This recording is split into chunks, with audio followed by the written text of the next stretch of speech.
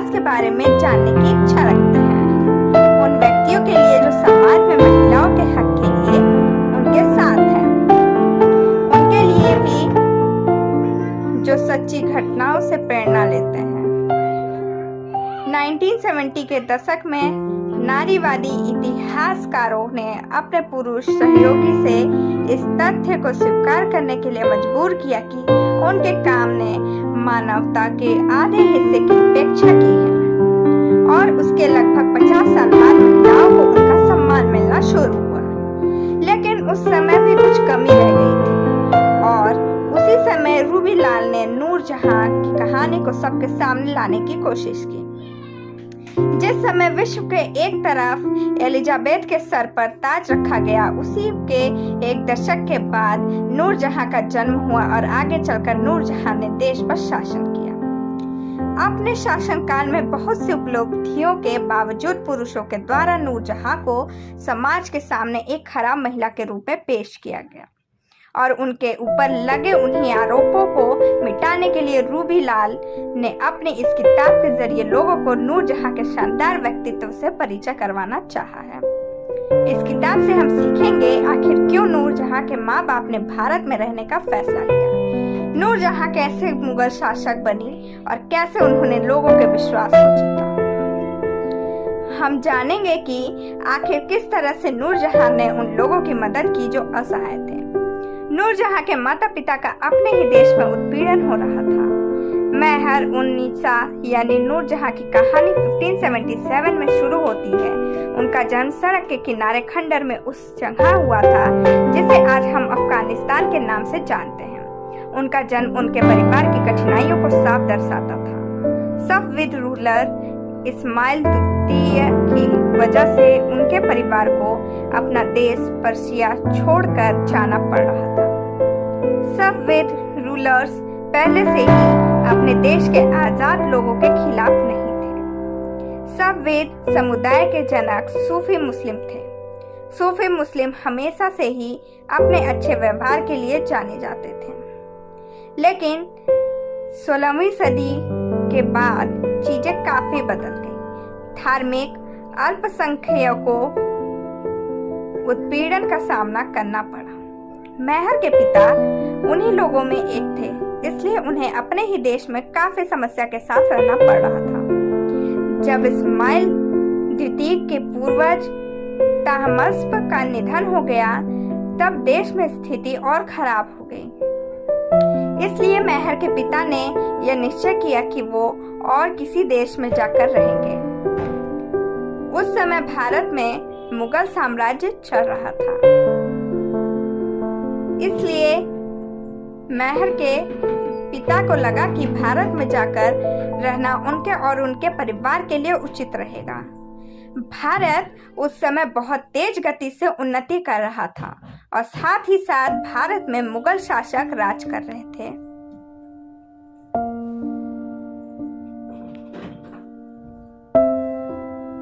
वो बाहर से आने वाले लोगों को दिल खोलकर स्वागत करते थे और महर के पिता के लिए भारत इसलिए भी अच्छी जगह थी क्योंकि यहाँ से ईरान काफी करीब था। महर के पिता का यह फैसला सही साबित हुआ। उनका परिवार आगरा में आकर बस गया। आगरा उस समय उत्तर भारत में मुगलों की राजधानी हुआ करती थी। महर के पिता गियास ने बहुत जल्द आगरा में अपनी एक अलग पहचान बना ली थी, जिसकी वजह से उनको अकबर के दरबार में काम करने के लिए बुलाया गया। गियास को इसके बाद एहसास हुआ कि अब वो इतने समृद्ध हो चुके हैं कि वो अपनी बेटी महर को अच्छी शिक्षा दिला सकते हैं। इतिहासकार बताते हैं कि ये वही समय था जब महर पहली दफा जहांगीर से मिली थी। जहांगीर, जिन्हें आप मुगल आजम फिल्म की वजह से सलीम के नाम से जानते हो, उस समय गद्दी के उत्तराधिकारी थे और बाद में जहांगीर ने महर उन्नीसा को नूरजहां का नाम दिया। नूरजहां का मतलब होता है दुनिया की रोशनी। जब दोनों पहली बार मिले तब उनमें से किसी को एहसास तक नहीं था कि किस्मत उनके साथ क्या खेल खेलने लगी है। कुछ समय बाद नूरजहां की शादी हो गई और वो अपने पति अली कुली बेग के साथ बंगाल में रहने चली गई और आगरा में जहांगीर ने गद्दी संभाल ली। नूरजहां ने एक बेटी को भी जन्म दिया जिसका नाम लाडली था। सन 1607 में जहांगीर ने अपने कुछ सैनिकों को अली को मारने भेजा क्योंकि उनको खबर मिली थी कि वो मुगलों के खिलाफ गद्दारी कर रहा है। अली के मर जाने के बाद नूरजहां विधवा हो गई और उन्होंने आगरा वापस जाने का फैसला लिया। जहांगीर से शादी करने के बाद नूरजहां उनकी सबसे भरोसेमंद और शक्तिशाली विश्वास पात्रों में से एक बन गई। सन 1611 में जब नूरजहां 34 साल की थी तब उनकी और जहांगीर की शादी हुई। नूरजहां जहांगीर की 20वीं पत्नी थी। जहांगीर के महल में उनकी रानियों के लिए एक अलग ही हिस्सा हुआ करता था, लेकिन धीरे धीरे समय के साथ नूरजहां ने खुद को जहांगीर के सबसे भरोसेमंद और शक्तिशाली पात्रों में एक बना लिया। 2 साल बाद नूरजहां मुगल कोर्ट के सबसे खास प्रथा का हिस्सा बनी। इस प्रथा में बादशाह को सोना, चांदी और रेशम से तोला जाता था। बाद में तोला हुआ सोना चांदी दान में दे दिया जाता था। इस प्रथा में मुगल साम्राज्य के सबसे जरूरी लोग ही शामिल हुआ करते थे। जहांगीर ने नूरजहां को इस प्रथा का हिस्सा बनाकर यह साबित कर दिया था कि वो उनकी कितनी करीबी है। प्रथा खत्म होने के बाद जहांगीर ने नूरजहां के ऊपर उपहारों की बरसात कर दी। ये शायद मुगल इतिहास में पहली बार हो रहा था। शादी के 3 साल बाद ही नूरजहां मंत्रियों की बैठक का हिस्सा भी बनने लगी।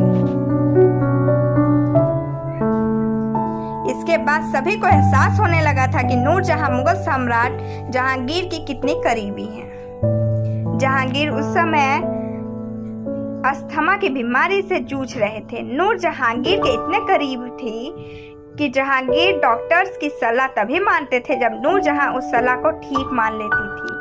सभी के लिए यह बहुत आश्चर्य की बात थी क्योंकि मुगल इतिहास में आज तक किसी भी शासक ने किसी महिला पर इतना विश्वास नहीं किया था। नूरजहां सिर्फ विश्वास पात्र नहीं थी बल्कि उनके पास वो सारी ताकतें थी जो एक शासक के पास होती थी। 1660 में जहांगीर ने नूरजहां को एक राज्य भी तोहफे में दिया। इस राज्य का नाम था रामसर, जो आगरा में 400 किलोमीटर की दूरी पर था।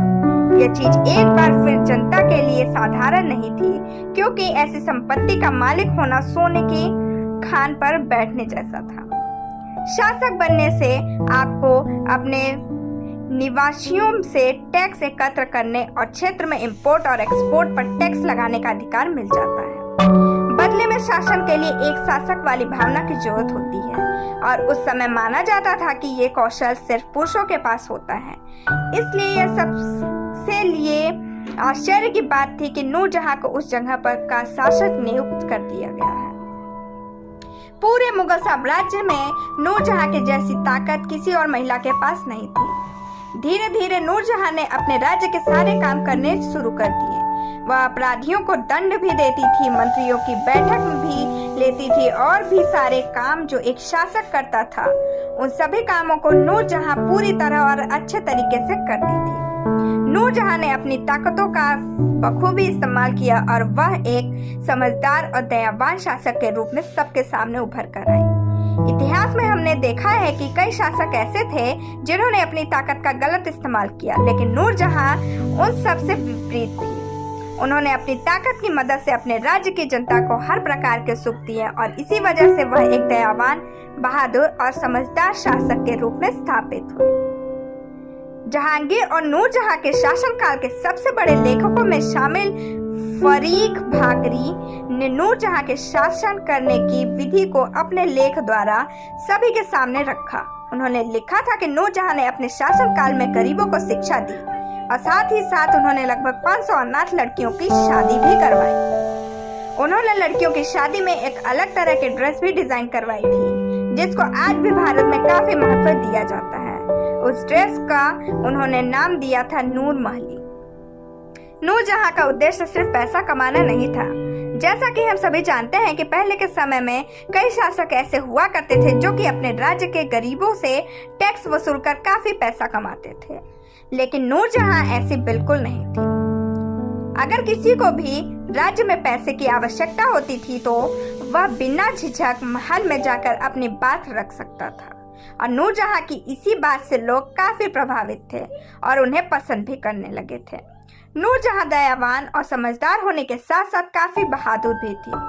राइफल चलाने में उनका कोई जवाब नहीं था। मुगल शासन काल के एक महान पेंटर अबुल हसन के द्वारा बनाई गई नूरजहां की एक तस्वीर उनके बहादुर होने का परिचय देती है। उस तस्वीर में नूरजहां ने पगड़ी पहनी है, जो कि उस समय केवल पुरुष ही पहनते थे, और उनके हाथ में एक गोल्डन राइफल भी है। यह बहुत ही ताकतवर चित्र है। जहांगीर का बेटा शाहजहां नूरजहां का सबसे बड़ा प्रतिद्वंदी बना और उसने बाद में नूरजहां को किनारे भी किया। जहांगीर और उनके 7 साल लोगों को भी लगता था कि शाहजहां आगे चलकर मुगल साम्राज्य को संभालेंगे। पहले तो नूरजहां और शाहजहां के बीच संबंध काफी अच्छे थे, लेकिन बाद में उसमें दरार पड़ गई। आखिर ऐसा क्यों हुआ? नूरजहां और शाहजहां के बीच संबंध 2 वजहों के खराब हुए।